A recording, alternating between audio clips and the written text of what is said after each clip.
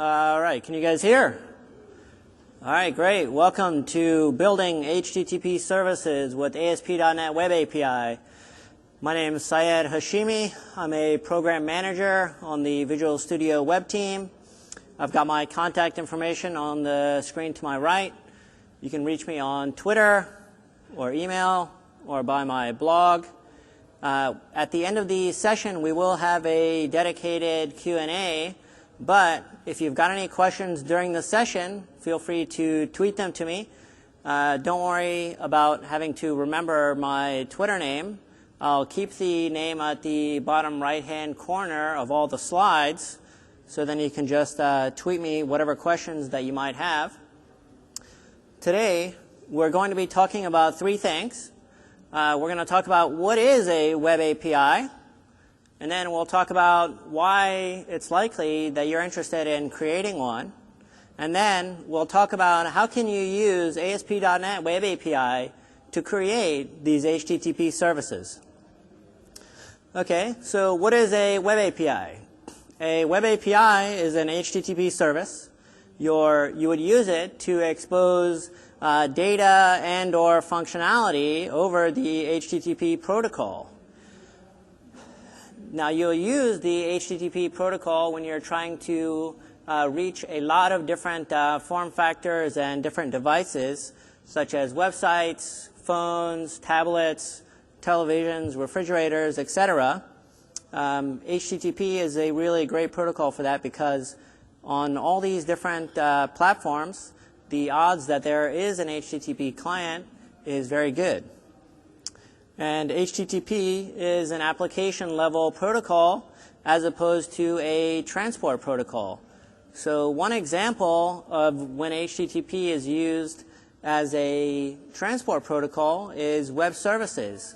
So when you have a web service, you'll have a SOAP envelope that's contained inside the body of the HTTP message. And then within that body, you have the action which is specified that the server should implement or should execute. But with HTTP, all of our actions are actually specified in the HTTP method itself. So you can understand what is the intent of an HTTP request simply by examining the headers. You don't have to understand the content that it actually contains. Because I can look at the HTTP method and say, okay, this request is trying to retrieve some information, or it's trying to create a new resource, or update a resource, so on and so forth. So that's how you'll use HTTP as an application protocol. Okay, so why would you be interested in creating a web API?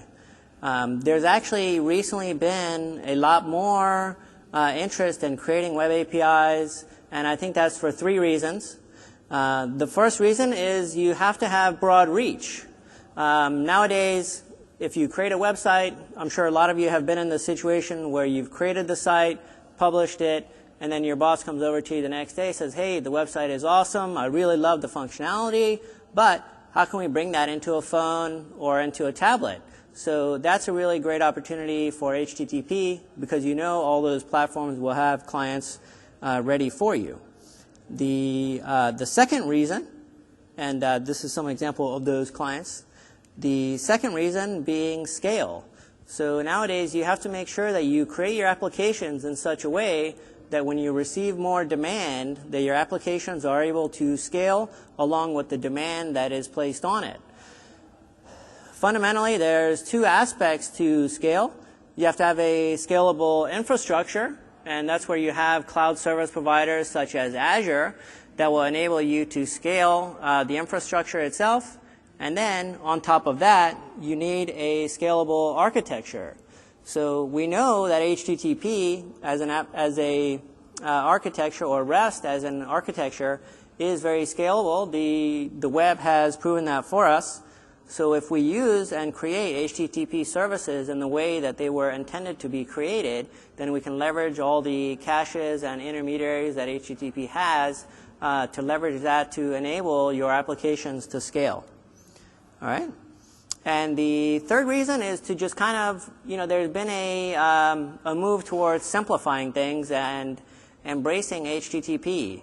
So if your application can function by just using HTTP itself, then we should go at that. We shouldn't have to create protocols on top of HTTP because you never know if a client for that protocol will be available or not.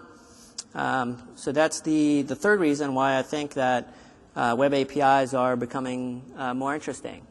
All right, so now I will show you what a typical web API application may look like. All right, so let me cancel out of that. All right, so this is a contact manager application. You just go ahead and run this. So I'll do F5. All right, cool. All right, so this is a contact manager. Right now, it's actually doing an HTTP GET back to a web API to get my list of contacts. This application was created with MVC 4, but all the views are actually implemented in Knockout.js, and it uses web API to interact with all the data that we have. So now let me show you an example here. So I can create a new contact. I'll go ahead and add myself. Okay, 1, 2, 3, and go ahead and save that. Actually, I set a breakpoint, but I'll go ahead and pass through that. Okay, so now we can see my contact has been created with the appropriate street. Okay, so let's take a look at the view which is behind this. So now if I go to my views folder, and then home, and then index, we'll take a look here. Let me, all right, cool. All right, so we can see that we're setting up Knockout.js here, and then we're calling post to actually create a new contact. And then we'll use the HTTP delete verb to actually delete. And then this is the call that actually does the get to get the list of contacts. So now, I've got a Windows Phone app here as well. Let me load that up. And I'll go ahead and run this, and we'll take a look if it gets the latest version or not of the data. Let me just drag it onto the screen here. So the resolution is not ideal for the emulator. I apologize for that. So now it's doing an HTTP GET. Oh, actually, it's just initializing the app. And here's my contact manager. Now it's performing the HTTP GET. And if I scroll it, we can see Syed Hashimi has been added. And what I'll do is I'll go back. Unfortunately, I can't get to the back button. Let me just close it out. I'll delete an item there and then relaunch it, and then go from there. Okay. All right. So let me go ahead and remove myself again, and then I'll relaunch the application. That way, you guys know that it is actually calling the HTTP endpoint. All right. So the emulator is coming up. Then we can go here and launch the app again, and we'll take a look for to make sure that my contact was successfully deleted. All right, so it just ends with Daniel Roth. So this is kind of one example of how I can take the same data and functionality and expose it on two totally different form factors. All right, cool. So now with that, what I'm going to do now is show you guys in the F12 tools for IE, what are all the HTTP requests that are going back and forth. So if you're familiar with the F12 tools, you might know that they have a network capturing feature. So let me recreate the same contact, which I just deleted. So I did a save. And then if I zoom in, I guess let me run my zoom it tool here real fast. Okay, so now zoom in should work. Okay, cool. All right, so if I zoom in, we can see that the URI that it contacted was API/contacts, and a post was sent to it. So post is the HTTP method that is used when you want to create a new resource at the URI in question. Let me actually perform a remove. If I perform a remove, we can see that the HTTP method is delete. So this is really the way that HTTP was designed to be used. All right, cool. So one other aspect when you're creating your web APIs are not limited to just returning text, JSON, XML. you can actually return binary formats and other formats as well. For instance, I just clicked on the image button for the contact, and we can see that the request is going through the web API that was created, or that we've got created here. All right. So that was that. Let me switch back to the slides. All right. So that was the demo of a contact manager application. Let's talk a little bit about what were the guiding principles that we used when we created Web API. So one of the first goals that we had was to make sure that you guys had a first-class modern HTTP programming model. You'd had full access to the HTTP request and the HTTP response. You'd be able to do anything that you thought was interesting with HTTP, set status code, headers, content negotiation, so on and so forth. Another goal that we had was to make sure that it's very easy for you to map URIs using the HTTP uniform interface to the resources which you create. And we also wanted to make sure that we had great support for the content negotiation that is built into HTTP itself, and then made it really easy for you guys to support your custom formats. We saw a custom format here with the PNG. We'll also take a look at a vCard format as well.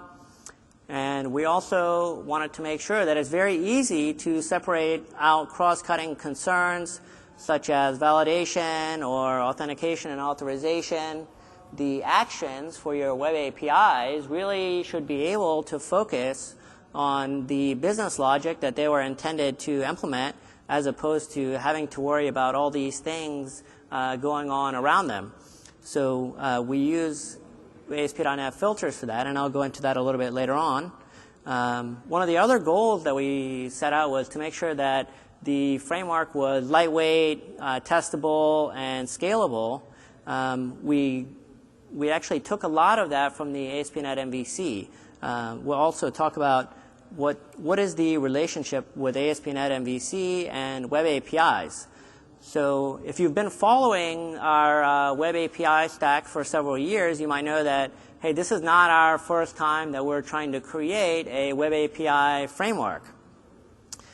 If you're familiar with ASP.NET MVC, you know that you can create an action that returns a JSON result. So it's very easy to create a simple web API that will just return JSON. Going anywhere past that, if you want to set custom headers or different status codes, was really kind of left up to you, and it was not necessarily the easiest things to do through ASP.NET MVC.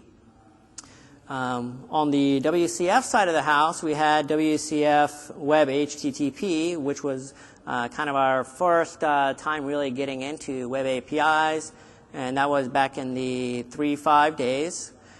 We introduced URI templates there, and we had a binding which would allow you to return raw HTTP through WCF. And then after that, we had the WCF REST starter kit. So that took a lot of the ideas from web HTTP and then kind of took it a step further. And from here, a lot of the items in the WCF REST starter kit, which I'm sure a lot of you guys have used in the past, a lot of those ideas actually made its way into .NET 4 itself, and then are readily available in .NET 4. So then, after that, we created WCF Web API, which took all the ideas that we had in the REST starter kit and then kind of took them to the next level. So for example, we had formatters, content negotiation was supported in a first-class way there for the first time. We created handlers for cross-cutting concerns. And but what we learned was that, if you look at WCF, WCF is really designed as a SOAP stack. And serving raw HTTP through WCF is very, let's just say, tricky. It's very difficult to do, and it kind of feels like you're taking a square peg and putting it into a round hole. So we took a step back and we said, hey, how can we make the story simpler for not only ourselves, but also for customers? So what we've decided to do is actually merge ASP.NET and WCF. Not only the technologies have merged, but actually the teams have now merged. So we're one big happy family now. So it's ASP.NET and WCF. We're all in one group. And from that came ASP.NET Web API. Now, if you're using all the WCF items that we had before, and if you have a lot of WCF infrastructure that's already in place, it might make sense for you to create an HTTP endpoint and just continue on with WCF. But for the vast majority of scenarios, if you're creating an HTTP service, you should be using ASP.NET Web API. All right.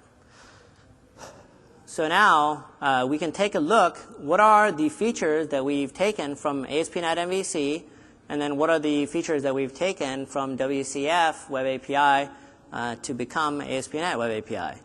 So MVC had a really great routing mechanism for matching your routes to your controller action methods. We decided to go ahead and keep that mechanism. It's very easy to create ASP.NET Web API routes if you're familiar with creating MVC routes. In MVC, when you create a route, you'll say map route, but with Web API, you'll call map HTTP route. We decided to keep model binding from MVC. So model binding is the concept of taking the request and then extracting out the data that's in the request and then passing that as parameters to your action methods. We also decided to keep the validation that ASP.NET has, so you can decorate your model with validations from the system.componentModel.data annotations namespace, and you can also create your own custom validators if you need. We kept filters for cross-cutting concerns. We kept the ability to easily generate links pointing to resources. We kept the testability that ASP.NET MVC had. MVC also had really great integration with IOC containers, so we inherited that. And finally, MVC has great tooling inside Visual Studio in the form of templates and scaffolding. I'll show you guys a little bit of that later on in the session. So from the WCF side of the house, we had a modern HTTP programming model, which we've kept. We've kept the HTTP client that was there. It's always been async task-based. That's what enables Web API to really be scalable itself. And then we hope that since everything that we create is async, that it actually causes you to create async implementations as well, which will cause those to be scalable. We've kept the support for the formatting and the first-class support for content negotiation. We also have an ability to use API explorers to create custom help documentation or testers, and also the ability for self-hosting. So you can host ASP.NET Web API outside of the context of ASP.NET. And then we've kept the tracing support. One item that I didn't mention here is the OData support that we have. All right, so how do you get the bits? So you can get the bits from ASP.NET/Web API. To download Web API, you actually will just download and install ASP.NET MVC4. Web API is a part of MVC4. Also, on this site, you'll find our tutorials, videos, samples, and we've also got forums here. So if you have any questions regarding Web API or ASP.NET in general, feel free to go to the forums and ask a question. Our team does monitor these forums actively, so that's a great resource for you guys to tap into. All right. So we're also open source. You can get the code at aspnetwebstack.codeplex.com. We are accepting third-party contributions. One example of a third-party contribution that came in was for MVC. Someone implemented the HTTP, the support for the HTTP methods patch and options. If there's anybody in this room that contributed, thank you for that. And if you guys are interested in contributing, feel free to go to this website. we're kind of locking down our release right now, so you might not make it in time for RTM, but we are out of band, and we plan on updating these bits every few months. So you might see your contribution in a few months. The license that we have is the Apache v2 license. And one other cool aspect of this is that it gives you an incredible level of transparency for what our team is actually doing. When our developers check in code into the repository, they are checking in to the same Git repository that is online. So all the comments that they make and all the change sets that they submit will show up directly inside that CodePlex repository. All right, so now let's see, what would it take to create our first web API? All right, so now I'll stop debugging this, and then I'll create a new project. All right, so I'll say File, New, Project. As we said, Web API is built in with ASP.NET 4, MVC 4. Let's say Web API. All right, cool. All right, so I'll go ahead and create new. If you've got an existing web forms projects, don't worry. You can right-click and say Add Web API as a item template, and then that'll bring in everything that we need. So here, what I'll do is I'll select Web API. And actually, let me try to, okay. Looks like the page is scrolling. Okay. All right, so I'll select Web API. For anybody that was playing around with the beta bit, you might have noticed that there's a SPA template that's missing here, a single page application. That template was actually built on top of Web API. We decided that it wasn't ready to be released, so we removed the template. We are still working on that. It's in our CodePlex repository. It will not make it for RTM, but it will make it in some update some number of months after that. If you're interested in taking a look, then just keep an eye out on our repository. So now it's creating the project. It's actually adding a number of NuGet packages to my project right now. This also is another change in Visual Studio 2012. So if you looked at how your projects get created in 2010, they're all a bunch of static content, which makes up the project template. So for example, you might have created a new project in 2010 and then notice that the version of jQuery was far outdated. So now what we're doing is, from our project templates, when you do File, New, Project, we actually will install a bunch of NuGet packages which will contain the latest version of all those items. Are you guys familiar with NuGet? All right, we've got a number of people that are, but I think some are not. So what I'll do is, let me show you guys NuGet real quick. So I'll right-click and then say Manage NuGet Packages. So NuGet is our package manager for .NET. You can check it out on NuGet.org. And here's all the packages which are available right now. There's thousands of packages available, and there's been millions of downloads. And here we can see that Entity Framework is here, and jQuery are pulled in for this project. So that's NuGet. All right, so now we'll see that if I take a look at this values controller, let me actually just collapse the definition first. We can see that the controller is created, and it extends from API controller. So if you're an MVC developer, this should look a little bit familiar. The only significant difference here is that you're extending API controller instead of the MVC controller base that they have. Another difference here is that the action names are actually the same names as the HTTP methods.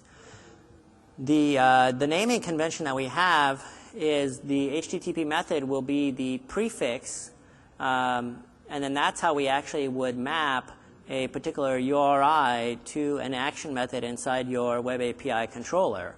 So if a HTTP GET request came in, it could map to either this GET or this GET here based on your routing.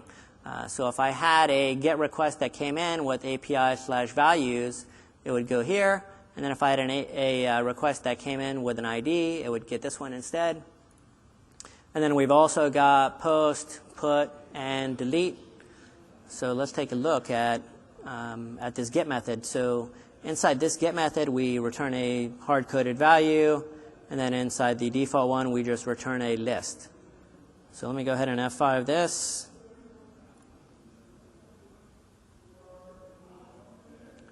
All right, where are we at? All right, so you can see that when you create a new Web API project, you'll get just a sample page that kind of points out what is Web API and how to get started. But what I can do now is, let me take a look at how can I access my route. So based on this comment, I know it should be API values, but how did it get to that point? So if I go and look at app start route config, here's where your routes will be configured. We can see we've got map route. This is for MVC, and that's your standard MVC route that you have. And then map HTTP route is for Web API, and we can see that any request that starts with API will be routed through here, and it expects we've got a path segment here for controller, and that will, in this case, be values, and then an optional parameter for ID. So this is your default route that's created for you. So based on that, I know I should go to API, values, and then let's take a look. Go ahead and open this file up. Now it's asking me for what program do I want to open it. So I'll say Notepad, and then open. All right, we can see we've got value 1 and value 2 in an array as expected, and this is coming back as JSON. Now let me go to API/values/1. All right, so if I open that and Notepad again, then we'll take a look at the result, and this result here is just the hard-coded value for value that we had. All right, so while that's going on, let me also open Fiddler. So Fiddler is a great tool to debug HTTP traffic. So if you're creating HTTP services, Fiddler is definitely a very useful tool. So now I've got Fiddler up. Let me actually make a HTTP request. Just one second. All right, so yeah, might as well go back to that. Okay, cool. So I can take a look here. So we've got the 200 success. And then if I take a look at the result, it's coming back as JSON. Let me look at the raw result here. So here's your JSON value that had came through. And then, all right, so now let me show you the support that we have for the content negotiation. All right, so here what I'm going to do is modify my request to where I specify that the zooming doesn't work for this for some reason. All right, so I apologize. The zooming doesn't work on this screen for some reason. So here I'm passing in a token that says, hey, I accept application XML. So let me go ahead and send that on out. And then we should take a look at the result. All right, so here, what? Okay, just one second. Having some issues here. Application XML. Oh, okay, I've got the wrong URI. So let me grab the correct URI. All right, cool. So actually back that off and do execute. We can see we received a 200. And now I'm receiving XML. So I'm getting angle brackets instead of braces here. So this is the built-in support for content negotiation. All right. So that was your first web API. We'll actually get into making some more interesting web APIs as well. But before we do that, let's talk a little bit about what actually just happened there. What did we have to do to implement a web API? So to implement a web API is actually very simple. You need to derive from API controller and then create your action methods: get, put, post, update, delete, not update, sorry. And then you have to map your HTTP methods using the ASP.NET routing to those particular actions. And we already said that our convention is that the HTTP method should be the prefix for the method name in your API controllers. But if you want to use any other naming convention, or if you wanted to have more of an RPC style service, then you can always use the HTTP attributes to override that default behavior. But I prefer the default behavior, so I'll keep it with what I have. We already talked a little bit about how can you create the URI space for your application using ASP.NET routing. Here's the default route, which we've already talked a little bit about. Action parameters. So you might be wondering, how do we take information from the request and then feed it in through parameters to all of your action methods? So that is what's called model binding. And we actually use two methods. For simple types, we will take the actions directly from the URI. So a simple type is anything like a string or a number, anything that's very easily convertible into back and forth from a string. For complex types, we'll take the values from the body and then use the formatters in order to create those objects and then pass them into your controllers. The default formats that we accept for a request is JSON, XML, and form URL encoding. If you have to override where a particular value comes from, whether it be the URI or from the body, you can attribute your action methods with that. And you can also create custom model binders in a very similar way as you did with MVC, and then you can use the model binder attribute for that. All right, so how does validation work with ASP.NET Web API? So validation is run on every request. The errors and messages will be queued up inside the model state object. And inside your action methods, you can check the isValid property on the model state to find out what is the current status of the request that it has been received. And you can also create your own custom validation logic by creating your custom validators. All right, so that was that. Let's talk a little bit about content negotiation. So content negotiation is a concept that's built into HTTP. We've already seen kind of an example of that. So when a request comes in, it can have an additional header that says, hey, I accept certain formats, and it can just be a list of whatever formats that it accepts. And then when the server is creating the response for that, it will examine those accept headers and then decide what's the most appropriate format that actually should be sent back to the client, and then he'll specify a content type HTTP header indicating what is the content coming back. And out of the box, we have support for both JSON and XML. Our JSON serialization that's in the box is actually built on top of JSON.NET, which is a very popular third-party JSON serializer. Initially, we were using the JSON serializers that were in the framework, but we noticed that those are kind of moving a little slow, and it would be more appropriate if we used JSON.NET, because that's kind of revving at the speed of the web, so we went with that. All right, so more into content negotiation. You don't have to actually write this code.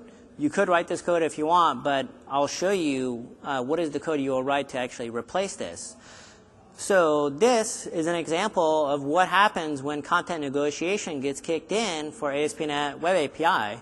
So first, we create a content negotiation by calling the negotiate the configuration service, and then after that, we'll call negotiate on that service, passing in the request and the formatters which have been declared.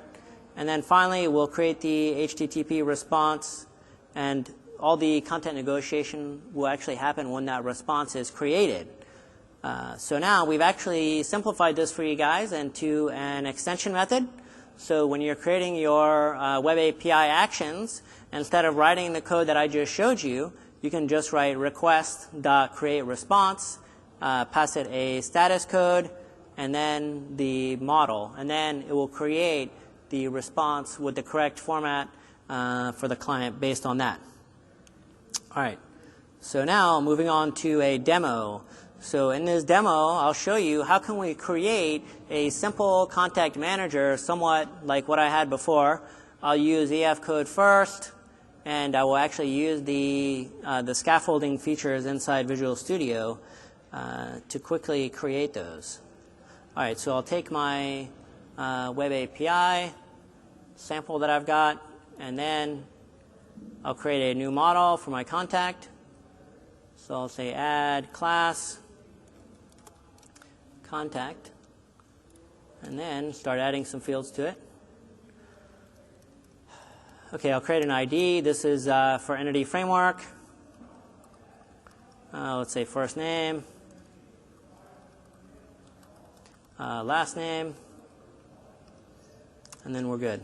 All right, cool.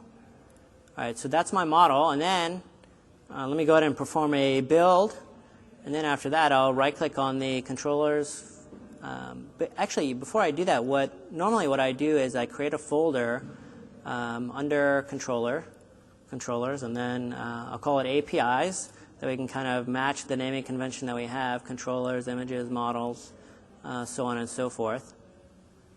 This isn't really required. It's just a convention that I use to kind of separate out all my MVC controllers and my web API controllers. So I'll say new controller, and then I'll give it contacts controller. Okay, from here we can see that we have different templating options. So I can create an MVC template, but we can also create API controllers with read-write actions using Entity Framework. So that sounds like something I'm interested in, and it sounds like what I'm trying to do. So I'll go ahead and use that. And then I'll expand out the model class. I'll select contact. And then for data context, if you have any existing data context classes, they will show up here. But you can also create a new data context, which is what I'll do. So here I'll call it contacts context, and then click OK, and then go ahead and click Add. So what this is doing, it's actually inspecting my contact model, and then it'll create a web API controller for that, and also it will create an EF code first context that will actually store all the database options. I just realized I misspelled the context, but that's okay. All right, so here's my Entity Framework context. This is basically the exact same code that I would have written if I hand created this. It's a simple EF database context with a DB set for contacts. All right, so now let's take a look at the context controller. Just one second. I'm having mouse issues over here. All right, so here's the context controller. Let me collapse the definition again, so we can see that we've got the context being passed into it. And then we've got those similar method names that we saw before, but in this case it's get contacts, put contacts, post, delete, so on and so forth. So let's take a look at the get contacts method here. So in the previous example for values controller, it was really just returning a hard-coded list. But in this example, it's actually using Entity Framework code first to reach into the database, look up all the contacts, and then return them. All right, so if I take a look at get contact, it's very similar to that. So here's kind of an interesting thing to point out. Let me bring that down onto the next line, that one as well. So in get contact, when an ID is passed into it, it will use EF to try to locate a particular contact with that ID. And if that doesn't exist, then what we do is we throw a new HTTP response exception. Whenever you're inside a action method for a web API controller and you find yourself in an unusual state and you really just want to return an HTTP error code, you can just throw a HTTP response exception, give it the error code that you want passed in, and then what that would do is just it will stop the action from executing and then return the appropriate response. So that's a good convention to follow along.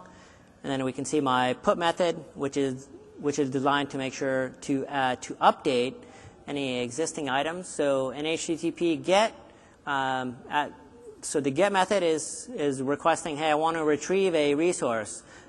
Put is I want to update a resource. Post is I want to create a new resource. And then delete is you want to delete a resource. So let's take a look at post real quick. So inside post, we can see that he checks the model state. If it's valid, then he'll go ahead and add the new contact, save the changes, and then use request.createResponse to make sure that all the content negotiation kicks in to actually create the response that is sent back to the client. All right, so now let's see if this works. So I'll go ahead and run this. Okay, I'll navigate to API, contacts. Okay. Click yes. Go ahead and open this in Notepad. We've got an empty response. We haven't actually created any contacts. So let me go ahead and create a contact. So one of the drawbacks of using a browser is that you can't update the HTTP methods. So I can't send a post. So let me send a post. Let me make sure that my route 48917, okay. So I'll say API contacts post. Try to see this. Just one second. This not able to see the. This looks like Fiddler was not designed to be used at this resolution. Let me try to see if I can make it bigger on this screen. Let me try to see what can I do. Okay, we can barely see it there actually. All right, or not actually. So what I'll do is let me move it up. Let me actually make it over here, and then I'll pass it into you. Actually, let me do it like this. So here's my. We can still kind of see it. So I'll say content type. All right, that's right. Get rid of that, and then I'll go ahead and create the body here, and then I'll show it to you guys real quick. So let me open Notepad, and then I'll create it. So the body should be first name. Okay, so I'm just creating this in JSON. So these are the fields which were identified on my context model. Let me take this, and then I'll paste that into the body here, and then execute the post. I apologize, we can't see the body here. Okay, so I got a 500 server error. I think that. Oh, did I? Okay, so I misspelled application. Okay, all right.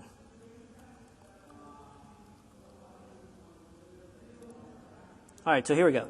All right, so we've got a 201, which is a created status code.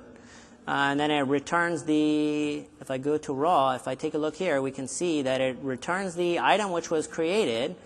And then another thing to take notice of is we've got the location header set. So with HTTP, whenever you create an item, whenever you create a new resource, you should return the URI for that resource and the location header, all right, which we've done. So now let me try to go back to IE and then do API /contacts, and then open it again. And then hopefully this time we should see the new contact which I just created.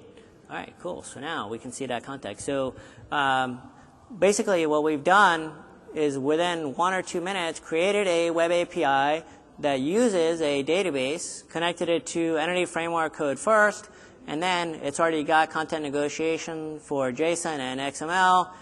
So how cool is that right there?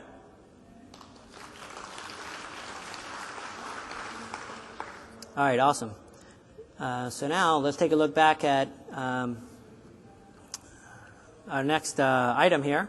So we talked about scaffolding, created a simple web API. So now we've got the concept of cross-cutting concerns, and we implement cross-cutting concerns through filters, which is the same exact thing that ASP.NET MVC uses. There are three kinds of filters out there. There's action filters, there's authorization filters, and then there's exception filters. So exception filters are run when your response is being generated, and if there was an unhandled exception that occurred, you could actually take that exception and then create a custom HTTP response for it based on that. Authorization filters are very similar to action filters, except they run before model binding occurs. So if a request comes in that's not authorized, you're not even going to waste the CPU cycles to perform model binding. You can just exit right away. And with action filters, you can extend out your actions. Maybe you would perform your validation inside a custom action, or logging, and any type of cross-cutting concerns that you might have. These filters can be configured either on the action itself, or on the controller, or at a global level if you want filters to be executed on every request. All right, so let's take a look at the HTTP dispatcher pipeline. So when a request comes in, we use the HTTP dispatcher to identify what's the particular controller and what's the particular action, and then how do we take the values from the request and then do model binding to pass that in. That's all the responsibility of the HTTP dispatcher. So on the screen to my right, you can see the workflow that's used when a request comes in and then when a request goes out. So we can follow that real quick. So when the request comes in, the HTTP dispatcher examines the route, determines which API controller should be used to service that request. After that, it will actually examine the HTTP method and then figure out from that what is the action method that should be executed. And then your authorization filters kick in. If the request is authorized, then model binding occurs, and then all action filters, and then finally your action is invoked. And then when the response is being generated, we just backpedal. And then after the action and authorization filters are completed, exception filters kick in. And then finally, formatting occurs.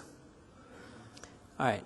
So now, I mentioned before that we do have some OData support. Currently, we have support for top, skip, order by, and filter.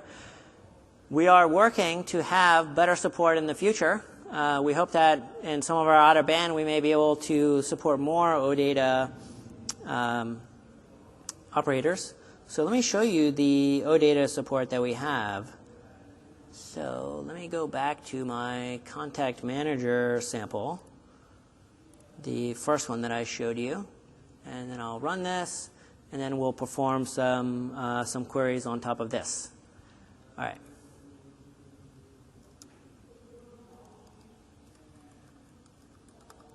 All right, so here's my contacts, and this will return the full list of contacts that we have. We've already kind of seen this result, but let's take a look at it. So here we've got, actually, let me go to the home page, and then we'll see everybody that's there. Okay, cool. All right, that's good. So this is that same list, basically. So now, if I do, let's say if I want to query to create the top two, so I'll do API/contacts, question mark, $ top equals 2. All right, so this should return only the top 2 results. Okay, so just the first 2. All All right, so Glenn and Howard. So if I looked at my other result, those should be the first two that were there. All right, so here's the full set of results, and the top one were Glenn and Howard, as expected. Okay, cool. So let me close out of that. So now, what if I want to take the top two and then say order by name? Okay, so here's my order by name. And then let me open up the result. All right, so now it ordered by name and then picked off the top two. So if I take a look, it's just formatted by, it's sorted by the first name, so Daniel and Glenn. And yes, that is correct. Okay. All right, so that's cool. So now, what if I wanted to do the same exact thing, but I wanted to skip the first two? So I'll say skip equals 2. And then open the result. All right. Oh, actually, let me try that one more time. I opened it in the wrong app. So let's try that again.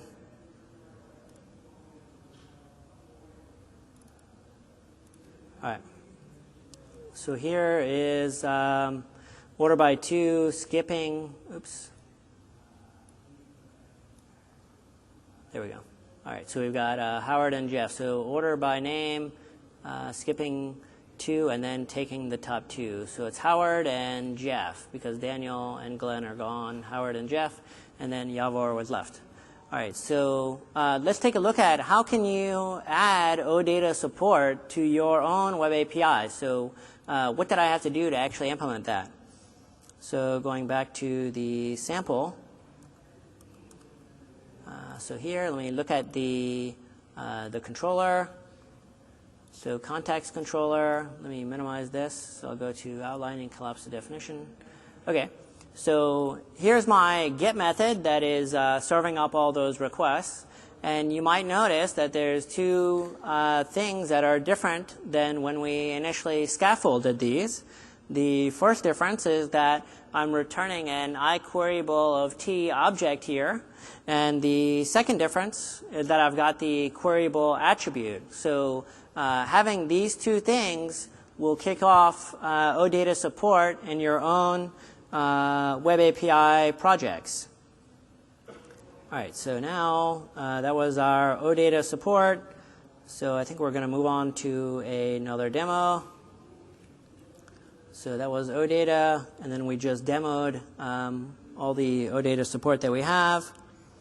All right, so we talked a little bit about the HTTP dispatcher, but you might be wondering what's happening underneath the HTTP dispatcher. How do, when a request comes in and when the response is being generated, what's happening around that HTTP dispatcher? And then also, what's happening on the .NET client side when HTTP client is being used. So we actually have a symmetric programming model for both the server and the client side for Web API. I think that's the first time that we have that for .NET. So let's kind of explain on the client side what's happening. When you use HTTP client, it will actually run through a message handler chain to service that request. We have a default message handler, which is HTTP client handler. This will use a web HTTP request to generate your request and then put that over the wire and send it to the server. And then on the server side, we've got some hosting layer that will take the request off the wire. It will generate the HTTP request message and then hand that off to an instance of the HTTP server object. This HTTP server object is somewhat similar to the HTTP client, that it actually will take a request and then just feed that through the message handler chain that it has. And then at the end of this message handler chain is the HTTP dispatcher. So the HTTP dispatcher and even the HTTP server itself are actually message handlers. To create a message handler is very simple. You just implement the interface for message handler, and you have a send message. You'll give it the request and a cancellation token, and then go from there. So I will show you how can we unit test our projects, and I'll show you how can we pass in a specific server for HTTP client to override the default server that we have. So that's your that's what's happening underneath HTTP dispatcher. All right, custom URI extensions. So now let me show you. We have kind of a little trick that we can do inside this contact manager app. So if I go to contacts /1, that will return to me the contact in JSON. We don't have to open it up again. We've already seen it. But if I put an extension here, then it will return to me different formats. So when we talked before, we said that one of the drawbacks of using a browser is that you cannot inject your own custom HTTP headers. So we're actually using this trick to pick up some item that's inside the URI to indicate what formatter should be used. All right, so we've also got some other formatters here. We've got XML. So if I click that, now we can see the XML that comes back. We've also got a VCF. VCF is for vCard. It's a way that you can transmit address book information from one application to another. If I open this, it should open in Outlook. And it did. So here we can see Glenn, and that's your VCF. So let's take a look at what does it take to actually do the extension trick. All right, so that is handled by a message handler. So inside the message handler, when a request comes in, if there's an extension for XML, JSON, PNG, or VCF, we will actually take that request, and then we'll strip off the headers that came in, and then we'll simply add an accept header with the appropriate media type here. So this is kind of a trick. It's actually a somewhat common trick. And one question that I do receive a lot is, when should I use message handlers versus action filters? So if you need some logic that is executed on every message that comes in, that's when you'll use a message handler. And this actually, they get kicked off very early, even before the HTTP dispatcher gets called. So you have full access to the HTTP request. You can go ahead and party on that, make whatever changes you need, and then by the time it gets to the HTTP dispatcher, it doesn't realize that, hey, this other guy kind of intercepted that message and played around with it a little bit. All right, so that's the difference between using those two guys. But while we're there, let's take a look at how did we do the PNG and VCF. All right, so those are what's known as formatters. So you can create whatever formatters you want. They just have to extend media type formatter. In this case, it's just extending buffered media type formatter. And then let me actually collapse the definition real quick so we can take a look at everything that's here. We can see that there's a can read type, can write type. So when the formatters are kicked in, they will start asking, say, hey, can you read and write this particular type? If you're only interested in serving one side of it, then you can just do the technique that we have here. So if a contact comes in, he can write it, but he cannot read it because we're not interested in consuming images. We're only interested in serving images over here. So we return false for that method. And then inside the write to stream, what we do is we pick off the ID image from the URI, and then we locate the image, and then simply write that back to the stream. All right, so that's your contact PNG formatter. Let's take a look at the vCard formatter. So actually, if I take a look, the vCard format is actually very simple. Here is where we create this. So it starts with this begin vCard, and then NV card. And then inside of all that are all the contact details. So this is one example of how you can create custom formatters for Web API. All right, so now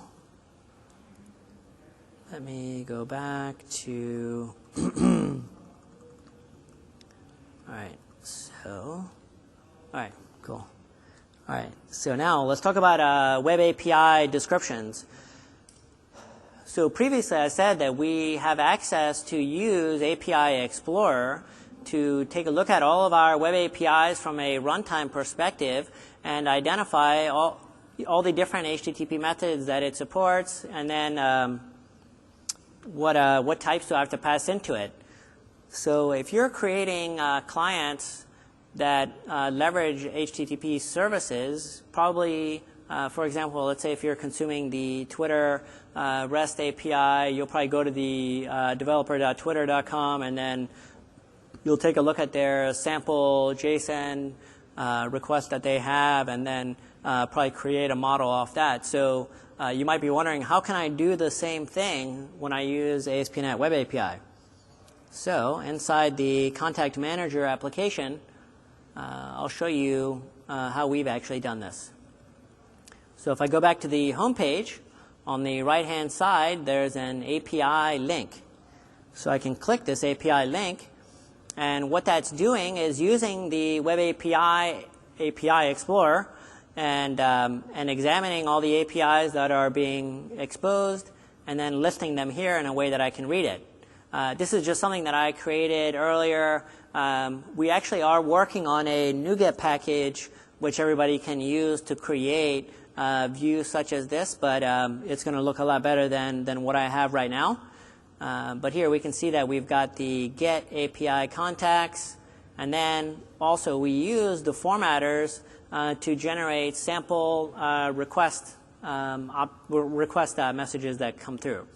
So I've got JSON, XML, and then here's the V card. Okay, so that's that. And let me actually minimize that, and then let's take a look at the post. And then we've got from body is where that's expected from.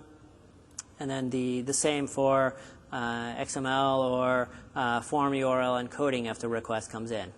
And then here's your samples for XML, PNG, so on and so forth. So you can use those API explorers to generate your own help content. All right, cool. So now, so that was how can we use API Explorer. This is kind of a sample of it. It's pretty basic right now. You just call get API Explorer, and then from that you'll get the API descriptions, and then you can create those views and whatnot, or test clients for them. Custom Web API help page, we just looked at that. Okay, so hosting. So previously we mentioned that you can actually host ASP.NET Web API outside of the context of ASP.NET itself. So those are the two ways that you can host them. And the way that we actually make this very easy for you guys is we use HTTP configuration as the common object which is being passed in, whether it's being hosted through ASP.NET or if you have self-hosting in a console app or a Windows service or an Azure worker role, so on and so forth. So let me take a look at my Contact Manager solution. You know, when you're creating web APIs, one of the difficult things to test is the post methods, because with post, you know, a lot is going on. You've got the request coming in, you've got model binding kicking off, validation, authorization, and then you've got formatting happening. There's really a lot of moving parts, and you know, a lot of opportunity for errors. So what I did was I created a test case to test my HTTP post method for the Contact Manager application. Let me stop that. Let's take a look at, let me do F11. That doesn't work, okay. I don't think, okay. All right. So here's my Contact Manager test. So what I'm doing is creating a new instance of HTTP configuration. and then I'm using a static class which I created, Web API config, and then passing that configuration object into it. Let's go and look at it. So inside the configure method, this is where all my formatters are registered, my message handlers, and then I'm also setting up my IOC container inject. We've actually worked with a lot of IOC containers to make sure that Web API works well with those IOCs. We do meet with authors of some IOC containers on a regular basis. And if you know of any issues with IOCs that you're using, definitely let us know. And then down here, I've got the config routes that are being initialized. So this is the same exact code that's being kicked off when ASP.NET is handling the hosting for my application. All right, so this is also a model that we'll be using for the RTM templates. So they'll be calling a class similar to this and then passing in HTTP configuration. And then after that, I new up an instance of the HTTP server. And then I new up an instance of HTTP client. But notice I'm actually passing in my HTTP server instance into the HTTP client. So if you remember that the screen that I had before with the HTTP client and the message handlers, and then at the end was HTTP client handler, since I'm passing in my HTTP server, that's actually a message handler. And what I'm saying is, hey, don't use the default HTTP message handler. What I want you to do is use this message handler instead. So basically what that means is I can host Web API completely in memory. There's no outside requests happening. And this is ideal for unit testing, or if you wanted to, I could also show you self-hosting as well. It's just a little bit different than this. All right, so then I create my contact and then do a post. So what I'll do is I'll actually set a breakpoint inside my post method, and then we can see what happens when I start testing that. So I've got the Test Explorer here, and I think I've already got a breakpoint here, but okay, yes. Okay, cool. All right, let me go ahead and debug this guy. All right, so now it's kicking off. I'll just step through. I'll just do an F5, and now my post method gets kicked off. And then we can see, this is the same exact code that's being executed if I had just, published out my application and then served it. All right. So this is basically showing you how easy it is to host ASP.NET Web API in memory, and then how easy it is to actually test ASP.NET Web API. All right, cool. So actually what I'll do is let's take a look at hosting ASP.NET Web API inside a console project. So here I've got a new solution. Let me do Solution Explorer. You can see I've got a client and a self-host. So if I take a look at the self-host inside program, it's actually very simple. What it's doing is it's creating a new instance of the self-host configuration. So that's what you'll use if you want to self-host Web API. So this object actually has a very small amount of WCF inside of it that we use to take the request off of the wire, generate the HTTP request, and then and the responses, and pass it through.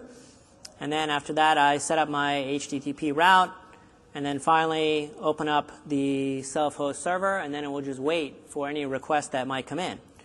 All right, so let me go ahead and start debugging this guy, and then we'll take a look at the client that we have.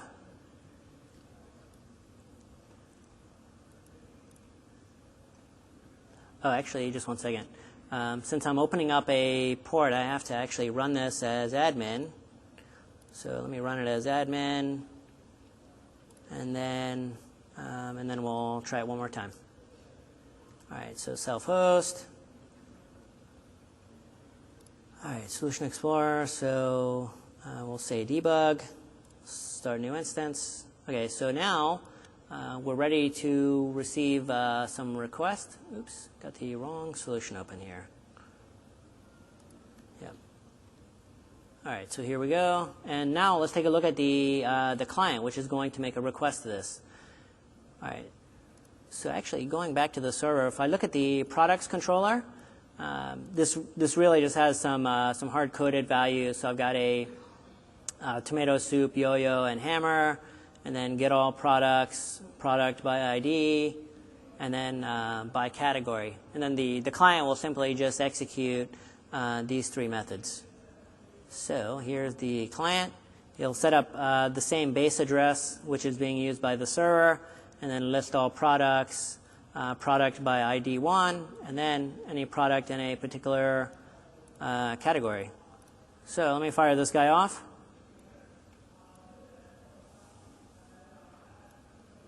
All right, so here's our result. Tomato soup, yo-yo, hammer. Product ID 1 is tomato soup. Category toys is yo-yo. So let's talk about why might you want to self-host your ASP.NET Web API. So when you're going through ASP.NET to serve up your Web API, you're actually hooking into the ASP.NET pipeline. So if you're creating HTTP services and you're not interested in serving any web pages or any normal HTTP client or HTTP results for web pages, then if you self-host your Web API, you actually will get a good performance gain because you'll remove ASP.NET Pipeline out of the equation, and then you're just dealing with Web API. And then obviously the other example would be if you wanted to host it in memory for unit testing, so on and so forth. All right, so now we're actually running out of time, but let's talk a little bit about what are the plans for Web API going forward. So we will ship with MVC 4, MVC, as well as Web API are out of band. Everything is available not only for 4.5, but also we backported everything to 4.0. So you can use HTTP client and server on 4.0 today. We will be in the box for Visual Studio 2012. And you can we are in the RC today. So we've got 3 minutes left. Let me go ahead and wrap it up, and then I'll take a look at my Twitter feed and then just address questions on a one-on-one. So here's our summary. What we did was we used ASP.NET Web API with MVC4 to create a HTTP service. And this HTTP service could be used to actually reach a broad number of clients and different platforms, whether they be phones, tablets, websites. We saw that ASP.NET Web API is a great platform for building RESTful services. You can try out ASP.NET Web API in Visual Studio 2012 release candidate, and you can always follow our progress on Codeplex. I'll leave my contact information on the board, and if you guys fill out the evals, that would be greatly appreciated. And thanks for everybody that came out. I will be hanging out for questions. Thanks, everybody.